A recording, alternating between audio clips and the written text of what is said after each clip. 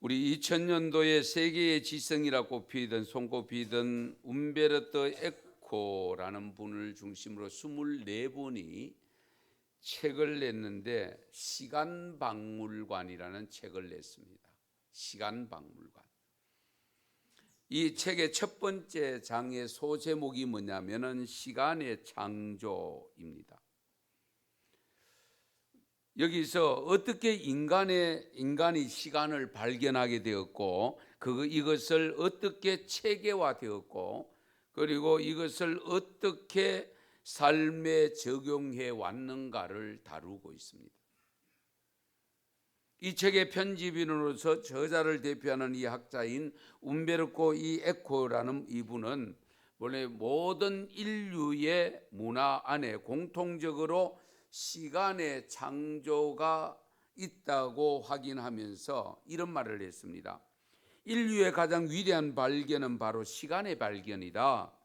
그리고 이것이 인간의 가장 독특한 문화의 특징이다. 그렇죠? 인간만이 시간의 시간을 가지고 있습니다. 동물들은 시간의 개념이 없습니다. 수천 년 전의 삶의 모습이 그대로입니다. 아무리 지혜가 있고 명석한 여우라도, 또 IQ가 높다고는 개라도 그들에게는 시간 개념이 없습니다. 그러나 우리들에게는 이 시간의 매듭, 하루의 매듭, 한 주간의 매듭, 한 달의 매듭, 또 1년의 매듭, 이런 매듭을 지으면서 삶을 형성하면서 문화를 창조하게 됩니다.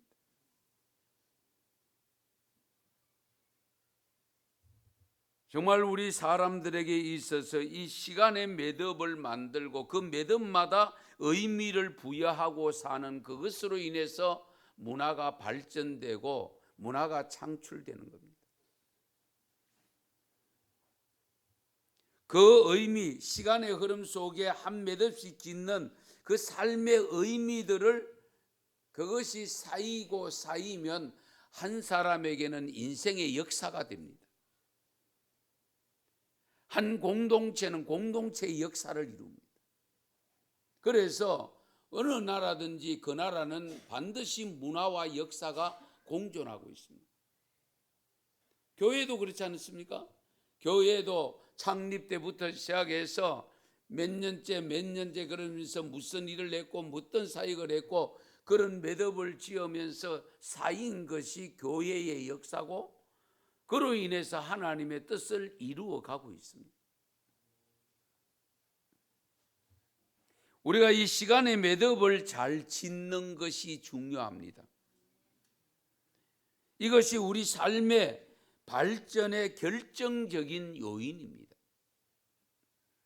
시간의 매듭을 잘 짓지 못하면 그 사람의 삶은 발전이 없습니다.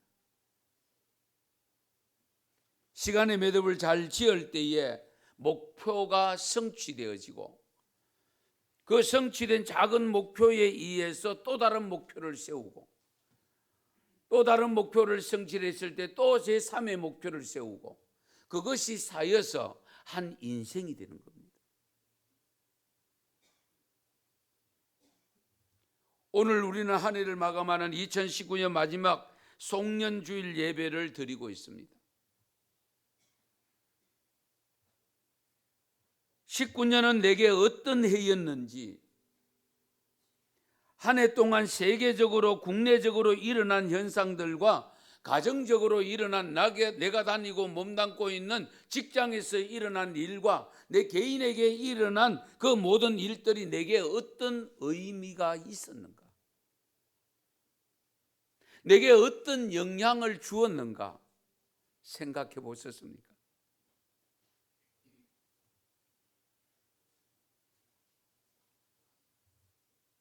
작금의 우리 대한민국에 대한 세계의 시선은 어디에 가 있는지를 살펴볼 필요가 있습니다. 정치적으로, 경제적으로, 사회적으로 정말 희망이 제대로 보이지 않는 암흑 같은 이런 삶 속에서 살아온 우리들은 나는 그것이 내게 어떤 의미를 가져다 주고 있는가? 분명한 것은 그 의미가 다 다릅니다. 똑같지를 않습니다.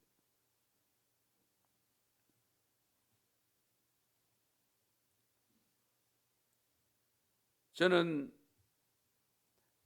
최근에 여러 일들을 보면서 정치적으로는 희망이 없는 듯이 보이고 경제에 아픔이 있고 사회적 고통이 있고 그런 가운데서도 우리에게 나름대로 또 다른 비전을 주고 있는 사람들이 의외의 인물들입니다. 축구의 손흥민, 야구의 유현진, 그렇죠? 예. 거기다가 또 뭡니까? 골프를 잘 치는 고진여이. 저래서 운동선수를 시키는구나. 그런 생각이 제게도 들었습니다. 왜냐하면 여러분 잘 아시죠? 유현진이가 4년 계약에 8천억 달러입니까? 예. 4년 계약. 엄청난 돈입니다. 이게 인간의 계산으로 되는 것이 아니더라고요. 그들은 우리에게 나름대로 또 자긍심도 심어주고 있고, 왜? 해외에서 활동하니까. 그런데 정작 우리에게 희망을 심어주고 삶의 의욕을 북돋아 줄 그런 사람들은 오히려 실망을 시키고 있고, 그래서 우리에게 필요한 분이 있는데 그분이 누구냐? 예수 그리스도입니다. 왜? 그분은 우리에게 산 소망을 안겨주시기 때문에. 세상은 아무리 절망적이라 할지라도 우리에게 진정한 영생의 소망을 안겨주시고, 우리의 삶의 자리는 아무리 암흑같이 어두운 곳이라 할지라도 그분은 빛으로 다가오셔서 우리의 삶을 밝게 만들어 주시기 때문입니다.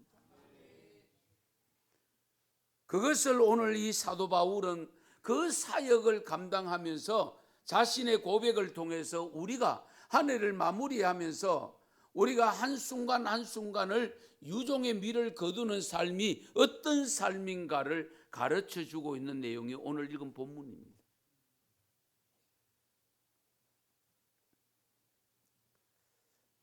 성도 여러분, 금년에 있었던 우리 교회적으로도 여러 가지 일들이 있습니다마는 특별 새벽기도회가 여러분에게 어떤 의미를 주었고 부흥회는 어떤 의미를 주었는가?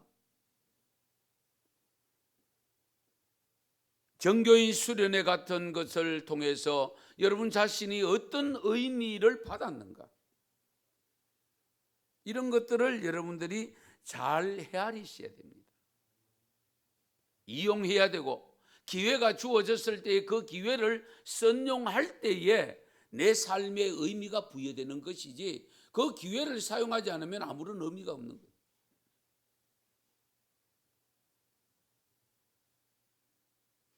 여러분 참새 시리즈 들어보셨어요? 참새 시리즈가 굉장히 많더라고요. 몇 년 전에 발표된 참새 시리즈에 제가 아주 이게 인상적이라서 기억을 하는데요. 참새들이 전선에 앉아 있는데 사냥꾼이 엽총을 쏘므로 인해서 한 마리가 떨어지는데 죽는데 그 한 마리가 암컷 참새였습니다.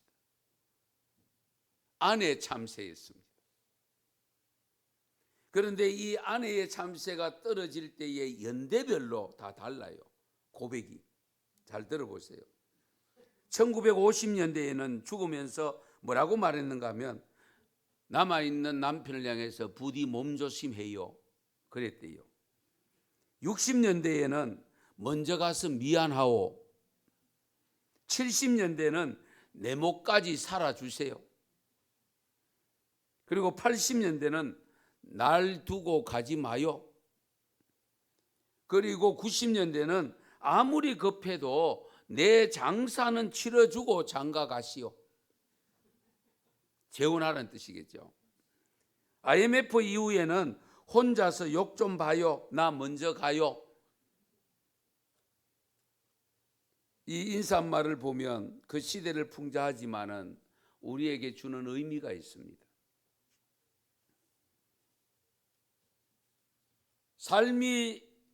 아름다운 삶이 전개될 때는 아쉬움을 안고 떠나지만은 삶이 고통스러운 모습으로 나타날 때는 가는 것을 오히려 자랑스럽게 여기고 남아있는 사람을 불쌍히 여기고 안타깝게 여겼다는 사실입니다. 나 먼저 가요. 잘 있어요. 이런 이야기를 언제 합니까? 안 좋은 곳에 갈 때 이야기합니까? 더 좋다고 생각하는 곳에 갈 때 하는 이야기잖아요.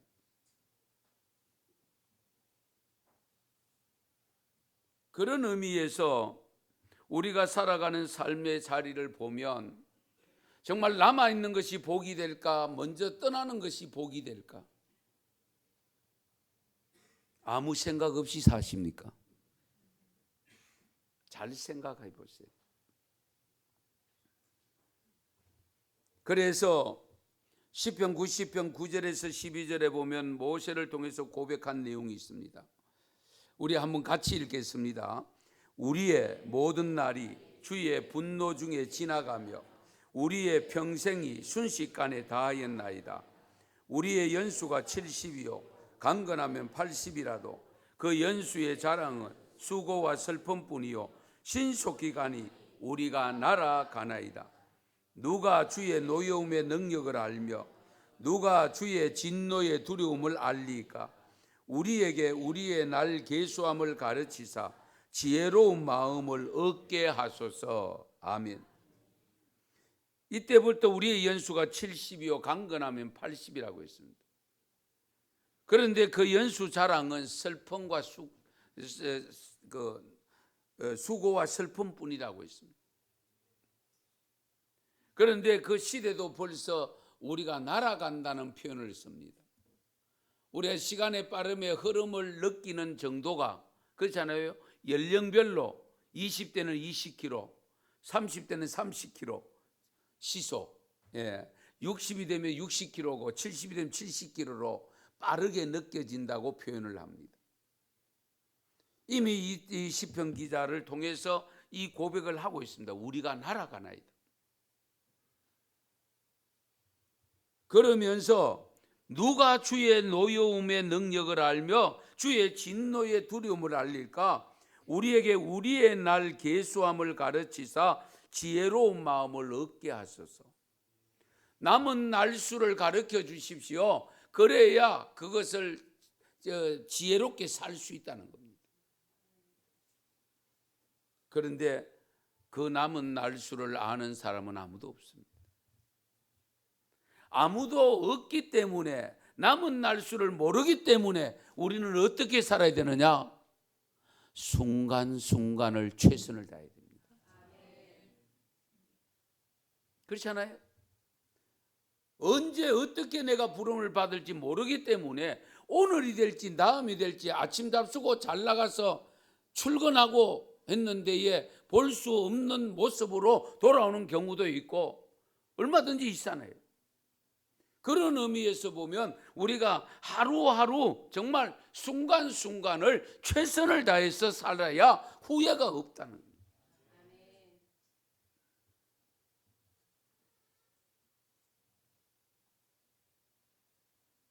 이 세상 사람은 두 번 태어난다. 한 번은 존재하기 위해 태어나고 또 한 번은 일하기 위해 태어난다. 자기 할 일을 발견하기까지는 사는 것이 아니다. 루소가 말했습니다. 자기 할 일을 뭡니까? 우리가 이것을 사명이라고 합니다. 사명을 발견하기까지는 사는 것이 아니다. 저는 이것을 우리 신앙에 적용을 해보았습니다. 정말 하나님으로부터 내게 부여된 사명을 깨닫기까지는, 깨닫지 못하는 그 기간은 사는 것이 아니다. 신앙생활하는 것이 아니다. 진정한 신앙이, 올바른 신앙이 되려고 하면 하나님께서 내게 맡겨주신 사명을 감당하는 것이다. 이 굉장히 중요한 부분입니다.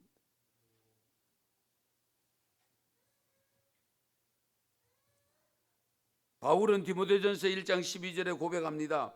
우리 주께 내가 감사하면 나를 충성되이 여겨 내게 직분을 맡기심이라. 충성되이 여겨 직분을 맡기셨다.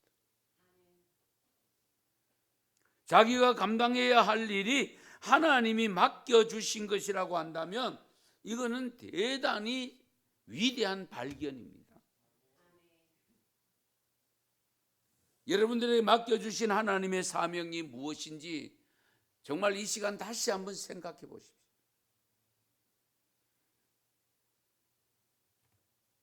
여러분이 지금 잘할 수 있는 것, 내가 정말 남들보다 잘할 수 있는 것을 가지고 있다면 그것이 바로 사명인 줄 믿으시기 바랍니다. 그것을 사장시키면 안 되고요, 그걸 잘 선용해서 하나님 나라를 위해서 우리가 사용되어질 때에 사명을 감당하는 삶이 되는 겁니다. 그 주신 달란트를 놀리면 안 되죠. 남들보다 더 잘하는 거, 그 남들보다 더 잘하는 게 각기 다릅니다. 그렇잖아요. 꽃꽂이를 하는 분도 있습니다. 그러나 설거지를 잘하는 분도 있습니다. 어지르는 것을 잘하는 분이 있습니다. 정리를 잘하는 분이 있습니다. 저희 집에 보니까 그렇더라고요.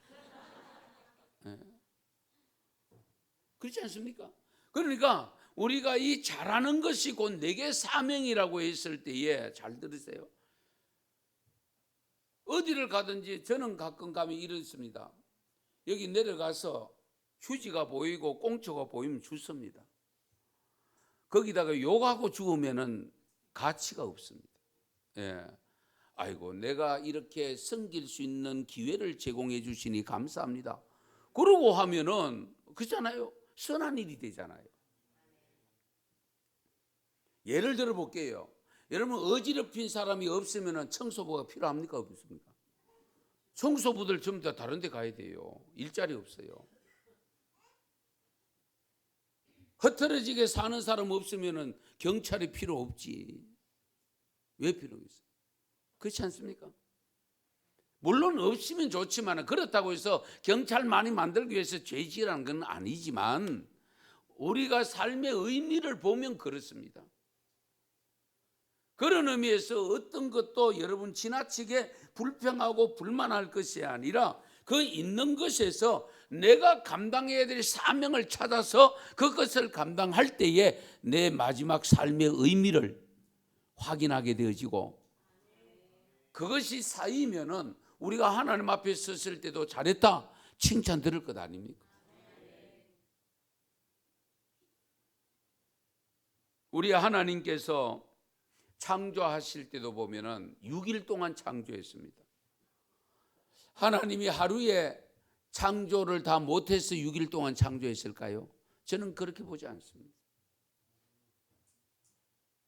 삶의 매듭을 하나씩 하나씩 지어주고 마지막 7일째의 안식일을 우리에게 허락해 주시기 위해서, 그러기 위해서 6일 동안 창조하신 거예요. 우리를 생각해서 그렇게 한 거예요. 6일 동안 해야 될 일을 하루에 여러분 다 한다고 생각해 보세요. 할 수 있을까요? 못해요.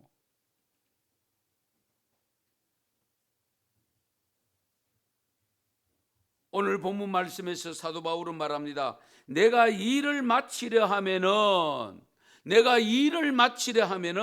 일단은 자신이 현재 하고 있는 일을 마친다는 뜻입니다. 전체를 그만둔다는 뜻이 아니고, 그 사도 바울이 하는 일이 뭡니까? 복음 전하는 일이잖아요. 전도하고 선교하는 일이었습니다. 그 일을 마친다. 이제 선교 안 한단 말이냐? 전도 안 한다는 말이 아니고 지금 하고 있는 자리 그 일자리에서 마치고 이제 예루살렘으로 올라가려고 한다. 그러니까 한 매듭을 짓고 예루살렘에 올라가려고 하는데 많은 사람들이 군데군데 성령 받은 사람들이 내게 일러주기를 예루살렘에 올라가면 큰 환난을 겪는다고 한다. 환난, 어려움을 당한다고 한다. 고통을 겪는다고 하는데, 그런데 사도 바울의 고백이 뭡니까? 정작 그런 일이 있다 할지라도 나는 올라간다라고 했습니다. 결박과 환난이 나를 기다린다 하시나 나의 달려갈 길과 주 예수께 받은 사명 곧 하나님의 은혜의 복음을 증언하는 일을 마치려 하면은 나의 생명을 조금도 귀한 것으로 여기지 아니하노라. 23절 24절 말씀입니다.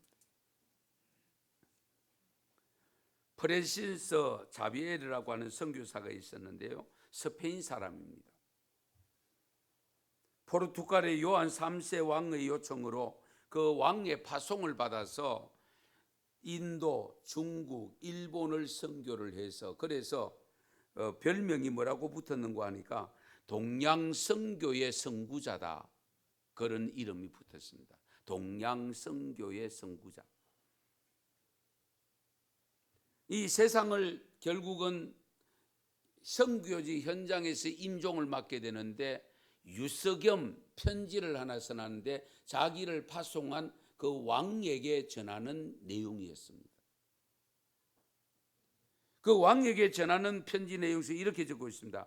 폐하께서는 어느 날인가 하나님 앞에 서야 할 시간이 있음을 잊지 마십시오. 그 끝날의 결산을 위하여 겸손하게 살도록 힘쓰십시오. 주님 앞에 설 때 부끄러움 없이 설 수 있도록 준비하며 오늘을 살기 바랍니다. 이런 심각한 마지막 말을 남겼습니다. 그것도 감히 자기를 선교사로 파송해 준 왕에게. 아무리 권세를 가진 왕이고 권세자라 할지라도 그것이 만능은 아닙니다. 자기 위에 또 다른 권세가 있다는 것을 알아야 되죠. 그리고 내가 나의 생을 내가 사는 것 같아도 결국은 나를 지켜보고 계시는, 나를 이 땅에 보내신 주님이 계신다는 걸 잊으면 안 됩니다. 그러므로 우리는 장차 주님 앞에 설 수밖에 없고 주님 앞에서 심판을 받아야 된다는 것도 생각하셔야 돼요. 그래서 이 선교사는 그 시간을 낭비하면 안 된다라고 일러줍니다. 바울은 지금 이 시점에서 지난날의 과거를 생각하고 미래를 생각하고 또 현재를 생각하면서 일러주는 말씀을 고백한 내용인데, 어쨌든 순간순간 최선을 다해야 됩니다. 여러분 농구 경기 잘 하지요? 농구는 4쿼터제로 되어 있습니다. 3쿼터까지 지고 있다가 4쿼터제 역전하는 경우도 있고요. 3쿼터까지 잘 승리하다가 마지막에 패하는 경우도 있습니다. 4쿼터제 잘못해서. 예. 이런 경우를 우리 운동 경기에서 얼마든지 볼 수 있잖아요. 그런 의미에서 매사에 순간순간을 최선을 다해야 돼요.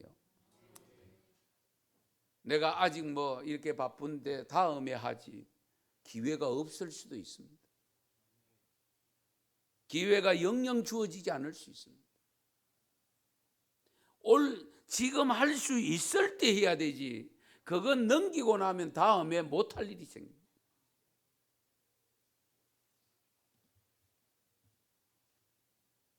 제 얘기를 해서 죄송한데요, 양해하고 들으세요. 그래서 저는 잠을 3시간, 4시간 자도 하고 있습니다. 우리 대부분 성도들은 아시겠지만 저는 보통 자정이 넘어 1시에 잡니다. 4시 반 되면 일어나야 합니다. 늦어도 5시에 일어나야 됩니다. 5시 10분까지 안 일어나면 저한테 벨이 울립니다. 배를 울려주는 분이 있어요. 얼마나 감사한. 예. 왜? 이렇게 살아도 저렇게 살아도 어차피 주님 앞에 서야 되기 때문에. 기왕 주님 앞에 섰을 때 잘했다 칭찬 들어야 되지. 그렇잖아요. 나는 너를 모른다는 부정을 받으면 그보다 더 억울한 일이 어디 있겠습니까? 잘 생각해 보세요. 그러면 바울은 도대체 어떤 삶을 살았냐? 예루살렘에 올라가면 환난이 나를 기다린다 해도 나는 그곳에 올라간다. 내가 복음을 위해서 생명 바치는 것을 두려워하지 않는다라고 올라가는 이 고백 속에서 우리가 바울의 사상, 바울의 삶의 원칙 이런 것을 배울 필요가 있는데요. 오늘 본문에 짧게 말씀드리게, 첫째, 바울은 겸손함으로 일했습니다. 사역을 감당하되 위대한 사역 뭐 이런데 위대한 사역이라고 여겨지는 일을 감당할수록 겸손해야 됩니다. 바울은 절대로 자기를 드러내지 않았습니다.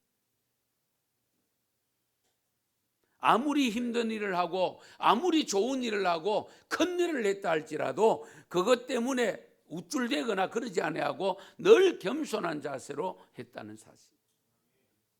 그 겸손 가장 본이 된 것은 예수님입니다.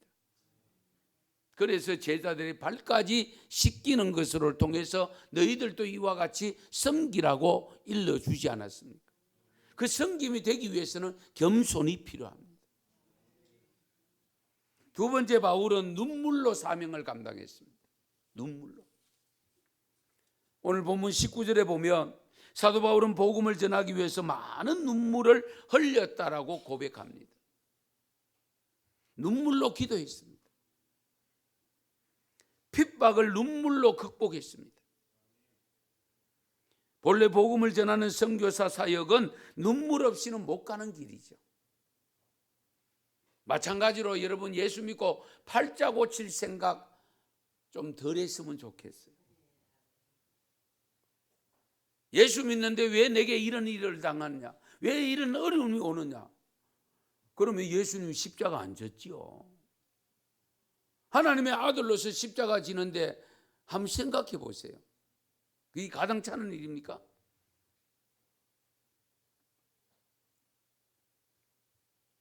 눈물로 씨앗을 뿌리는 자는 기쁨으로 단을 거두리라고 말씀하셨습니다.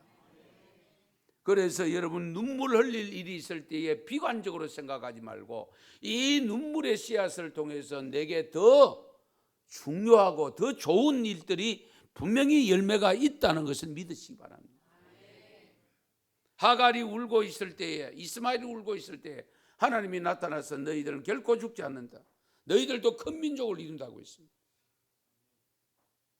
히스기야가 사형 선고를 받고 벽을 향하여 울고 있을 때에 내가 15년 연장시켜준다. 우리 하나님도 눈물에 약해요. 남자들만 눈물에 약한 게 아니고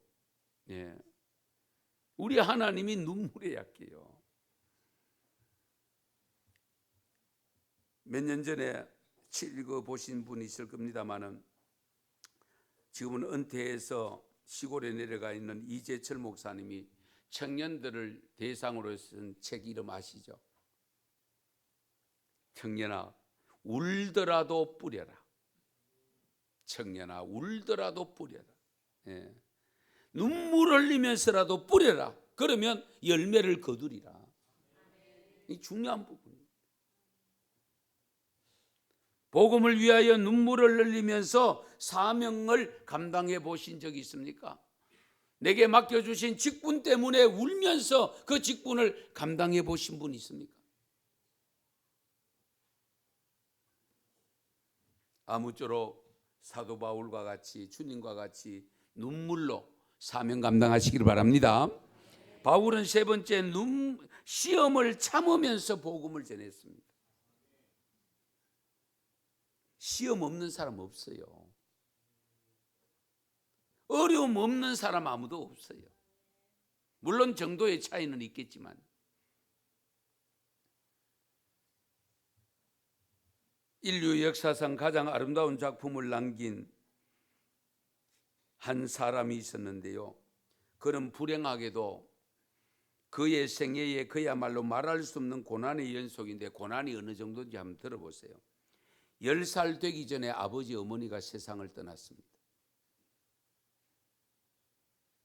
그를 키워준 형은 자기가 먹고 자기가 먹여 살려야만 하는 동생을 미워했습니다.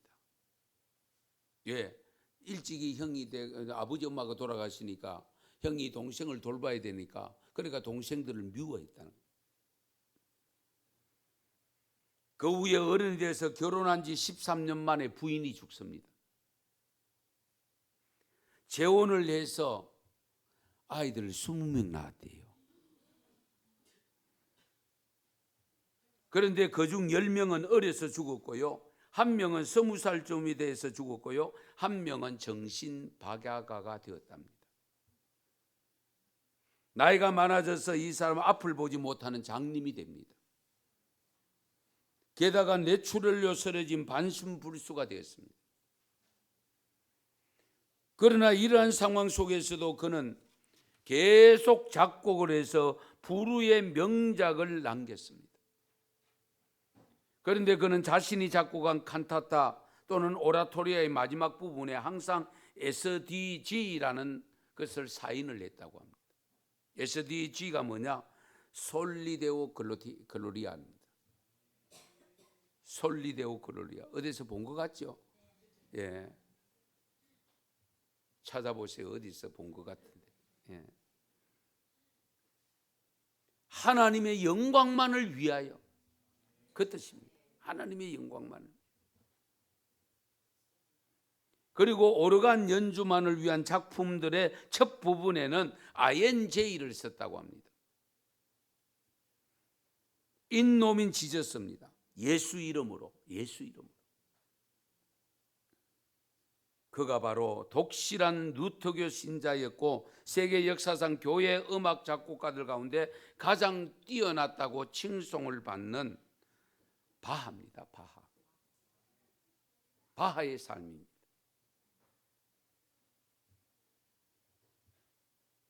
시련과 시험을 인내하면서 반드시 아름다운 매듭을 지을 수 있는 순간이 찾아온다는 것을 우리에게 보여준 대표적인 사람입니다.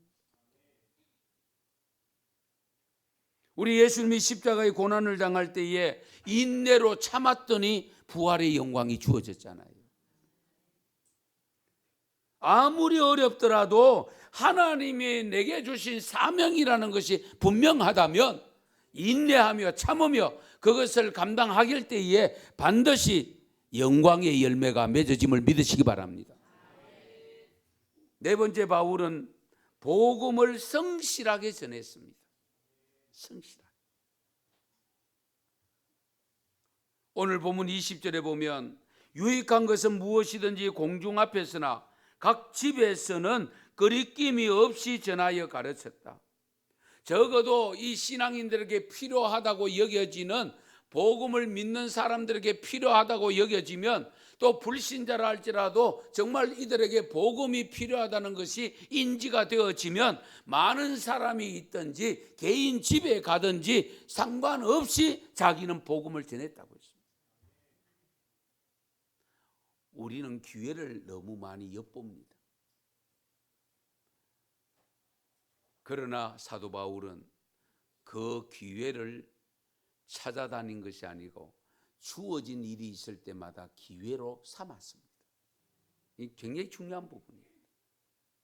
똑같이 주어지는데 어떤 사람은 그냥 지나쳐버리는 경우가 있고 이것은 내 기회가 아니라고 생각하는 분이 있는데, 그러나 어떤 사람은 모든 것을 자기에게 기회로 만드는 사람이 있습니다. 사도 바울이 그렇게 살았습니다. 그래서 많은 사람이 모였다고 해서 아이고 이 사람들 전해봐야 별볼을 얻겠다, 아니고, 아이고 이 한 가정 놓고 내가 이렇게 큰 사람이 할 수 있나, 그리고 소홀히 여기지 아니하고 가정에 들어갔던 많은 사람의 대중 앞에 섰던 간에 적어도 유익하다는 것이 판단되어지면 전했다는 사실입니다. 이 굉장히 중요한 부분. 그러므로 우리 성도님들도 금년 한 해 동안 이미 지나간 것, 못한 것 어떡하겠습니까마는 잘못된 것이 있다면 회개하고 잘한 것이 있으면 계속 발전시키고 정말 내년도부터는 새로운 각오를 가지고 새해에는 내가 이와 같이 신앙생활을 하겠습니다는 결단이 있기를 바랍니다. 그리고 사도 바울은 복음을 성실하게 했을 뿐만 아니라 마지막엔 생명을 거는 삶이었습니다. 오늘 보면 23절 오직 성령이 각성해서 내게 증언하여 결박과 환난이 나를 기다린다 하시나. 결박과 환난이 기다린다 그러면 피해 가려고 하잖아요. 우리는 보통 그렇잖아요. 그 속으로 들어가지 않습니다. 저 사람 왜 저러노? 잘못된 거 아이가? 뻔히 알면서 왜 저래? 알면서도 갈 수 있는 길이 있다면 그것이 어렵고 힘든 길이라 할지라도 그 길을 가야 한다면 갈 수 있는 것이 사명자입니다. 우리는 자꾸 사명 감당하면서 쉬운 길 선택하고 좋은 길 선택하고 편한 길 선택하려고 하는 욕심이 있습니다.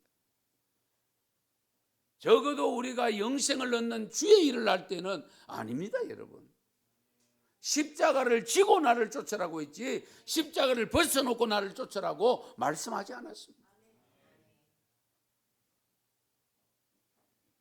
그래서 하나님의 은혜의 복음을 전가하는 일, 이 일을 위해서는 생명을 담보를 했습니다. 예, 생명을 담보. 정말 중요한 부분이죠. 하나님의 은혜의 복음을 전하는 일을 마치려 하면은 나의 생명을 조금도 귀한 것으로 여기지 아니하노라. 할렐루야. 나는 나의 생명을 조금도 귀한 것으로 여기지 아니하고 내어놓으면 하나님은 그 생명을 귀히 여기십니다. 보배로 여기십니다. 그러므로 그 생명을 있을 곳을 예비하지 않을 수가 없는 거예요. 한번 생각해 보세요.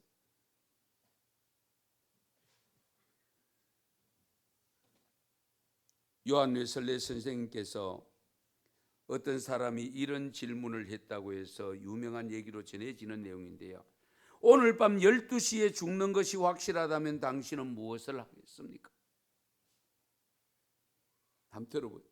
오늘 밤 내가 자정에 내 생명이 세상을 떠난다고 했을 때 무엇을 하겠습니까? 그때에 이런 대답을 합니다. 다른 날과 다름없이 설교 준비하고 다른 날과 다름없이 신방할 것입니다. 그리고 다른 날보다 먼저 다른 날보다 30분 일찍 잠에 들겠습니다. 결국 하던 일 멈추지 않고 그대로 하시겠다는 겁니다. 중요한 부분. 또 한 해가 갑니다. 3일 남았습니다. 한 해가 간다는 것은 저와 여러분 공통적으로 주어지는 것인데 뭐냐? 주님께로 갈 날이 더 가까워졌다. 별로 아멘 안 하시는데요. 예. 그렇지 않습니까? 더 가까워진 거지. 그렇다면 매듭을 잘 지으시고 이제 안 한 거 지금 하려고 해도 할 수가 없습니다. 마무리를 잘 하시고 정말 사도 바울이 가졌던 아름다운 정신을 다시 한번 내 삶 속에 적용해서 2020년 새해의 1월부터는 정말 바울과 같이 살아서 정말 주님 앞에 잘했다 칭찬 듣는 우리 은성교회 성도가 다 되시기를 축원합니다. 축복합니다. 기도드리겠습니다.